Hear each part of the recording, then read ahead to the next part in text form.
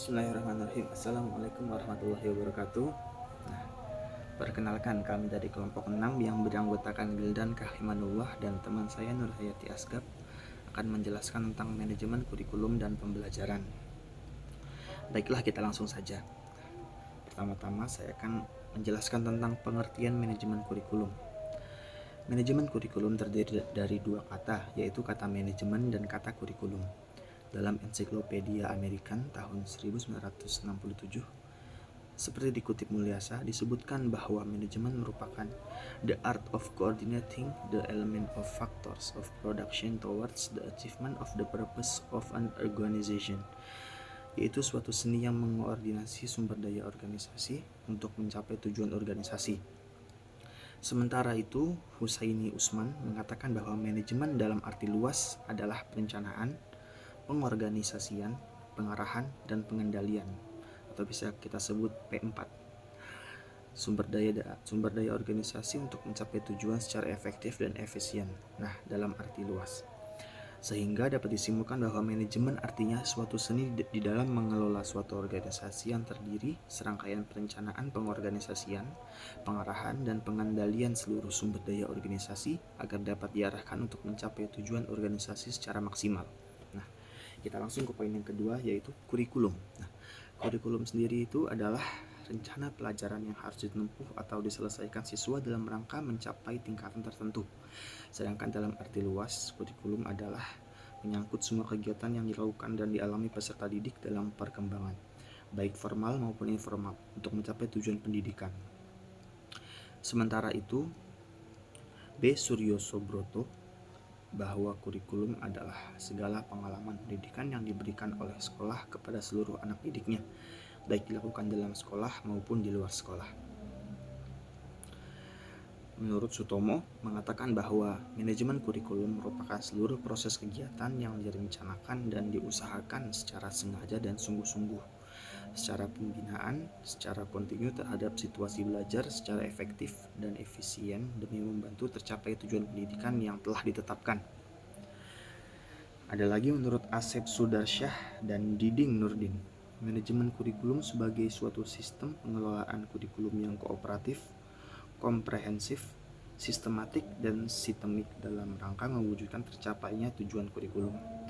Dalam pelaksanaannya, manajemen kurikulum harus dikembangkan suatu dengan konteks manajemen berbasis sekolah atau MBS dan kurikulum tingkat satuan pendidikan atau KTSP. Nah, ada lagi yang terakhir menurut Husaini Usman bahwa manajemen kurikulum dan pembelajaran adalah meliputi seluruh kegiatan dalam rangka melaksanakan kurikulum dan pembelajaran melalui tahapan perencanaan, pengorganisasian, pengarahan, dan pengendalian seluruh sumber daya untuk mencapai tujuan kurikulum yang telah ditetapkan.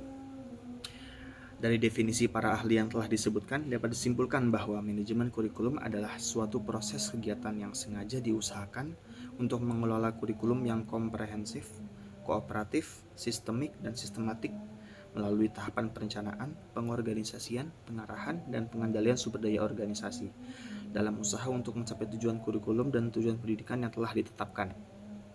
Nah, sekarang kita masuk ke prinsip dan fungsi manajemen.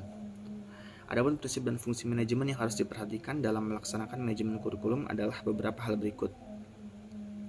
Nah, ini menurut Asep Sudarsyah dan Diding Nurdin. Yang pertama ada produktivitas. Nah, produktivitas itu adalah hasil yang akan diperoleh dalam kegiatan kurikulum merupakan aspek yang harus dipertimbangkan dalam manajemen kurikulum. Pertimbangannya bagaimana agar peserta didik dapat mencapai hasil belajar sesuai dengan tujuan kurikulum harus menjadi sasaran dalam manajemen kurikulum. Nah, yang kedua ada demokratisasi, yaitu pelaksanaan manajemen kurikulum harus berdasarkan pada demokrasi yang menempatkan pengelola, pelaksanaan, dan subjek didik pada posisi yang seharusnya dalam melaksanakan tugas dengan penuh tanggung jawab untuk mencapai tujuan kurikulum. Nah, selanjutnya ada kooperatif. Untuk memperoleh hasil yang diharapkan dalam kegiatan manajemen kurikulum perlu adanya kerjasama yang positif dan berbagai pihak yang terlibat. Terus ada efektivitas dan efisiensi. Rangkaian kegiatan manajemen kurikulum harus mempertimbangkan efektivitas dan efisiensi untuk mencapai tujuan kurikulum, sehingga kegiatan manajemen kurikulum tersebut memberi hasil yang berguna dengan biaya, tenaga, dan waktu yang relatif singkat. Selanjutnya ada mengarahkan visi, misi, dan tujuan yang telah ditetapkan dalam kurikulum. Proses manajemen kurikulum harus dapat memperkuat dan mengarahkan visi, misi, dan tujuan kurikulum.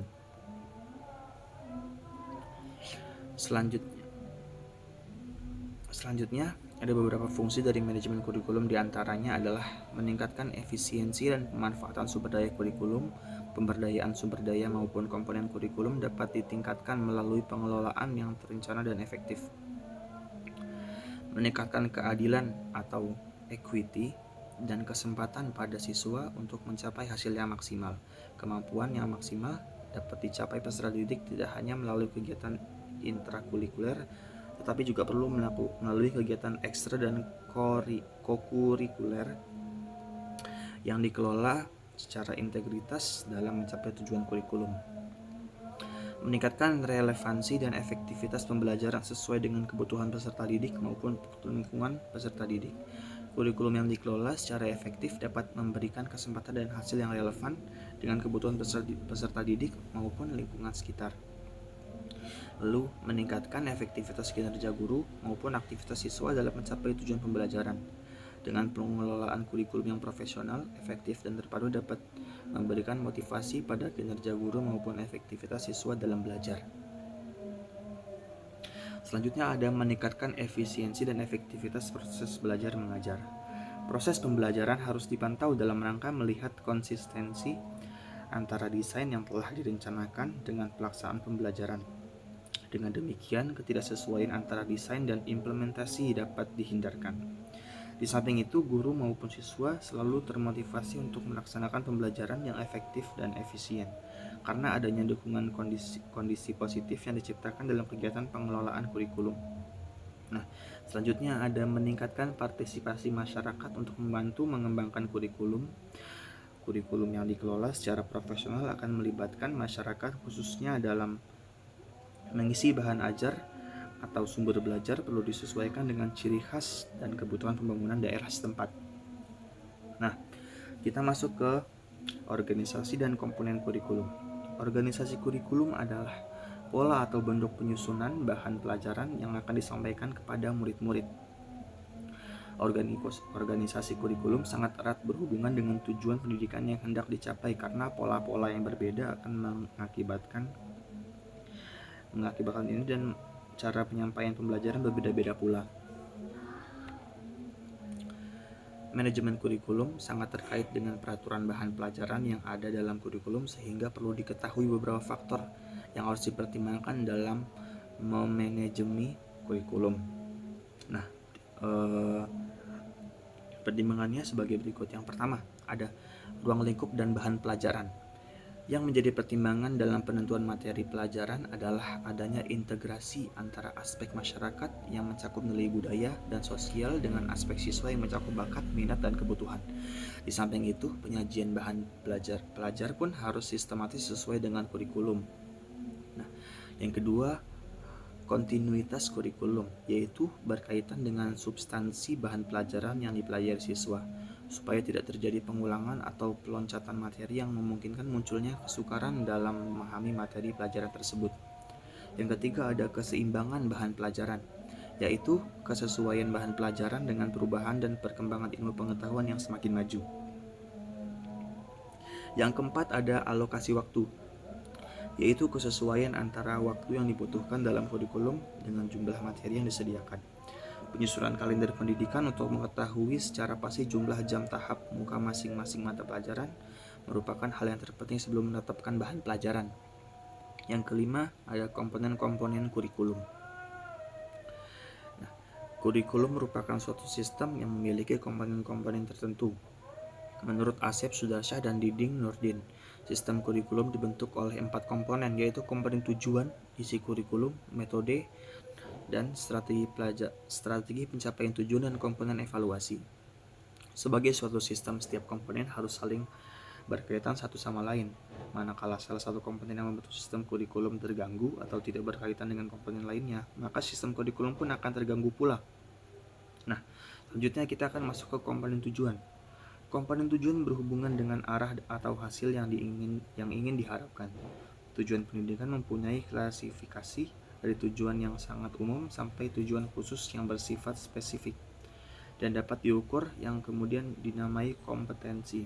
Adapun tujuan pendidikan diklasifikasikan menjadi 4, yaitu tujuan pendidikan nasional, tujuan institusional, tujuan kurikuler, dan yang terakhir tujuan instruksional atau tujuan pembelajaran. Nah, sekarang kita masuk ke komponen isi atau materi pembelajaran. Pada komponen isi kurikulum lebih banyak menitik beratkan pada pengalaman belajar yang harus dimiliki oleh peserta didik dalam kegiatan proses pembelajaran. Isi kurikulum hendaknya memuat semua aspek yang berhubungan dengan aspek kognitif atau pengetahuan, afektif atau sikap, perilaku, dan psikomotorik atau keterampilan atau skill yang terdapat pada isi setiap mata pelajaran yang disampaikan dalam kegiatan proses pembelajaran. Isi kurikulum dan kegiatan pembelajaran diarahkan untuk mencapai tujuan dari semua aspek tersebut. Nah, lalu kita masuk ke komponen metode.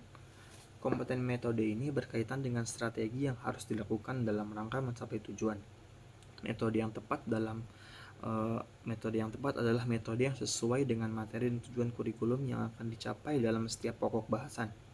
Dalam posisi ini, guru hendaknya tidak menerapkan satu metode saja, tetapi guru dapat menerapkan berbagai metode agar proses pembelajaran berlangsung dengan menyenangkan dan mencapai sasaran yang direncanakan. Dengan demikian, rencana yang sudah disusun dapat diterapkan secara optimal. Lalu kita masuk ke komponen evaluasi. Evaluasi sendiri merupakan bagian yang tidak dapat dipisahkan dari pengembangan kurikulum. Melalui evaluasi dapat ditentukan nilai dan arti kurikulum, sehingga dapat dijadikan bahan pertimbangan apakah suatu kurikulum dapat dipertahankan atau tidak. Bagian-bagian mana yang harus disempurnakan? Evaluasi merupakan komponen untuk melihat efektivitas pencapaian tujuan. Dalam konteks kurikulum, evaluasi dapat berfungsi untuk mengetahui apakah tujuan yang telah ditetapkan telah tercapai atau belum, atau evaluasi digunakan sebagai umpan balik dalam perbaikan strategi yang diterapkan. Kedua fungsi tersebut menurut Scriven dalam Asep Sudarsa dan Diding Nurdin adalah evaluasi sebagai fungsi sumatif dan evaluasi sebagai fungsi formatif.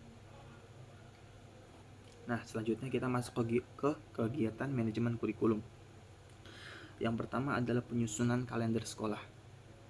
Penyusunan kalender sekolah merupakan pengatur waktu kegiatan pembelajaran peserta didik selama setahun yang mana mencakup permulaan awal tahun pembelajaran, minggu efektif belajar, waktu pembelajaran efektif, dan hari libur. Menurut Sahertian bahwa kalender sekolah adalah penjabaran jumlah hari sekolah efektif dalam satu tahun ajaran beserta dengan waktu liburnya. Kalender sekolah merupakan salah satu komponen yang memiliki peran penting dalam upaya mengoptimalkan kegiatan belajar mengajar yang terjadi antara pendidik dan peserta didik itu sendiri. Kalender sekolah merupakan kegiatan yang memiliki peran penting dalam mengoptimalkan kegiatan belajar mengajar dan merupakan proses pengelompokan jumlah hari efektif dan hari libur dalam satu tahun ajaran serta pada proses perencanaan sehingga penyusunannya dengan mempertimbangkan hal-hal tertentu yang dapat menjadi penghambat selama kegiatan belajar mengajar agar dapat dijadikan patokan pada suatu lembaga pendidikan. Nah, kita masuk ke penyusunan rencana kerja tahunan. Rencana kerja tahunan sekolah adalah rencana kerja yang digunakan sebagai acuan dalam melaksanakan kegiatan sekolah selama setahun. Adanya rencana kerja tahunan ini penting dimiliki untuk memberi arah dan bimbingan para pelaku sekolah dalam rangka menuju perubahan atau tujuan sekolah yang lebih baik, dengan risiko kecil untuk mengurangi ketidakpastian masa depan. Menurut Mulyana, program tahunan merupakan program umum setiap mata pelajaran untuk setiap kelas yang dikembangkan oleh guru mata pelajaran yang bersangkutan. Oleh karena itu dapat disimpulkan bahwa penyusunan program tahunan merupakan program yang dibuat oleh masing-masing guru yang bertujuan untuk memudahkan dalam menilai peserta didik dan menjadi bahan acuan untuk langkah-langkah yang akan diambil berikutnya. Kita masuk ke penyusunan jadwal pelajaran. Nah, proses penggunaan waktu yang ada di dalam sekolah untuk memastikan jalannya proses belajar mengajar dapat berjalan secara efektif dan efisien untuk mencapai tujuan pendidikan. Menurut Sutopo, bahwa tahap yang diperlukan dalam penyusunan jadwal pelajaran yaitu tahap pendahuluan atau inventarisasi mata pelajaran, jumlah tiap mata pelajaran, guru yang mengampu, dan jumlah jam mengajar tiap guru, jumlah kelas, dan sebagainya.